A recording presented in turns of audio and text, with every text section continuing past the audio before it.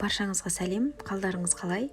Бүгін мен сіздермен өте керемет, дәмді, тойымды тағамның түрін сіздермен бірге жасайын деп отырмын. Бұл тағамды 6 жылдан бері бірінші рет жасағалы тұрмын. Бізде оңтүстікте күнара 2-3 күнде бір жасалынатын тағам, нан салма. Ал мен семейге келін болып түскелі бері 6 жылда бірінші рет жасап тұрмын. Менімен бірге жасаңыздар. Ең алдымен бізге ұн осылай електен өткізіп аламыз, где-то 300 граммдай. Менің каналыма тіркеліп, қоңырауша басып, лайк басуды ұмытпаңыздар. Ұнымызды електен өткізіп алып, бір жұмыртқамызды жарып, ұнымызға салып аламыз.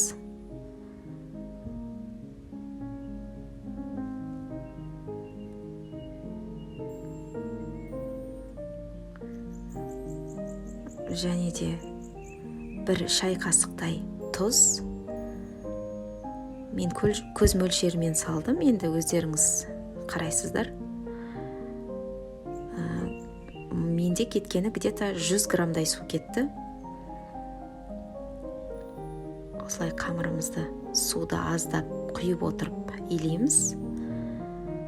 Қамырымызды жақсылап илеп, июін қандырып, илеп болған соң, осылай зуалалап,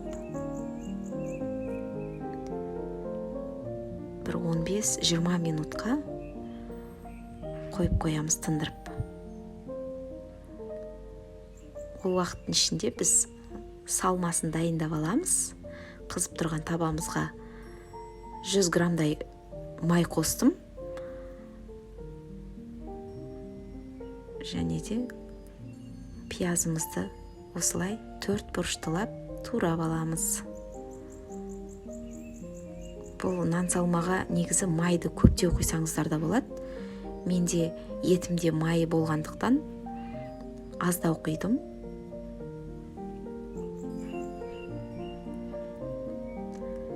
Пиязымызды қызып тұрған майға салып, қызарғанша қуырып аламыз. Жақсылап қызартып қуырамыз. Етімізді де видеодағыдай 4 бұрышты етіп турап аламыз. Ірі болып кетпесін.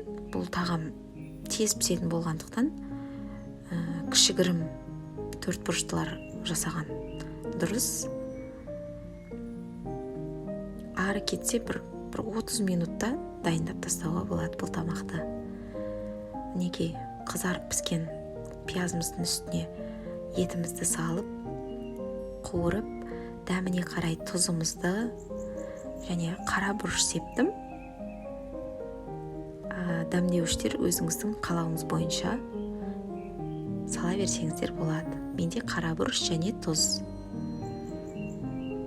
Томат салсаңыздар да болады. Менде қызанақ 4 бұрыштылап турап, қызанағымызды да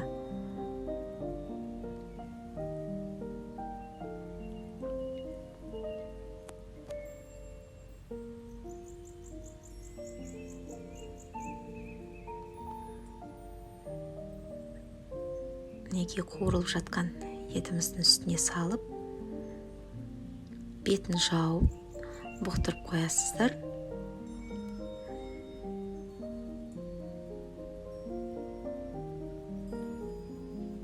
Және сәбізді мен осылай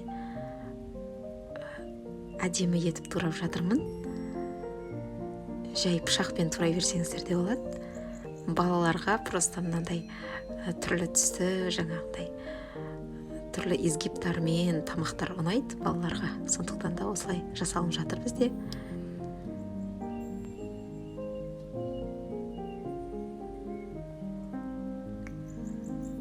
Бетін жауып пісірсеңіздер, етіңіз жұмсақ, сондай дәмді болады. Өзінің суына өзі піскен тамақ болып шығады. Бағдаршам бұрышында осылай 4 бұрыштылап турап салып жібересіздер. Сарымсақ қалауларыңыз бойынша турап салсаңыздар болады.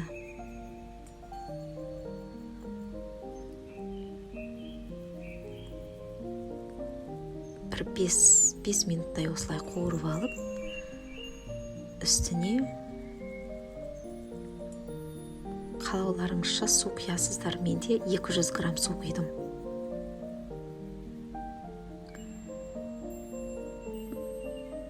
Он 15 минуттай пісіріп аламыз. Етімізді булап бұқтырып, оған дейін картошкамызды осылай кубиктап турап, мінекей жай отта пісіп жатыр. Үстіне картошкамызды салып, әдемелеп бір қозғап, тұзын дәмін көріп, бетін жауып, жай отта пісіре бересіздер.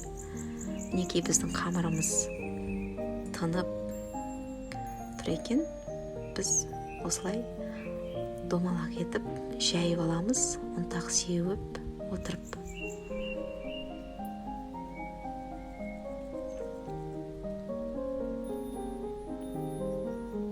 Мінекей қамырымызды осылай жұқалап жаямыз.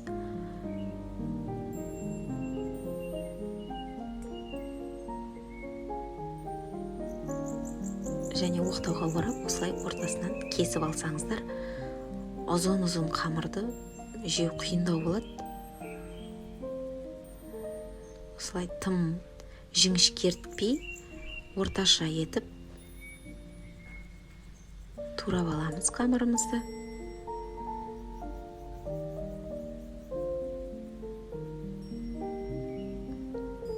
Міне біздің салмамыз дайын екен.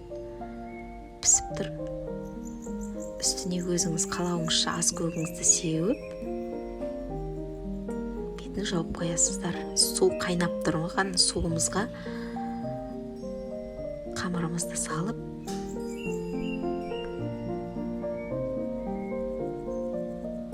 тұз салуды ұмытпаңыздар суға. Бір 2-3 минуттай қайнатсаңыздар жетеді. Қамырыңыз судырлап әдемі болып тұру үшін осылай мен сияқты мұздай су құйып жіберіңіздер ішіне. Сонда қамырыңыз жылтыр болып, бір-біріне жабыспай, сондай әдемі көрікті болып тұрады. Мінекей біздің тағамымыз дайын.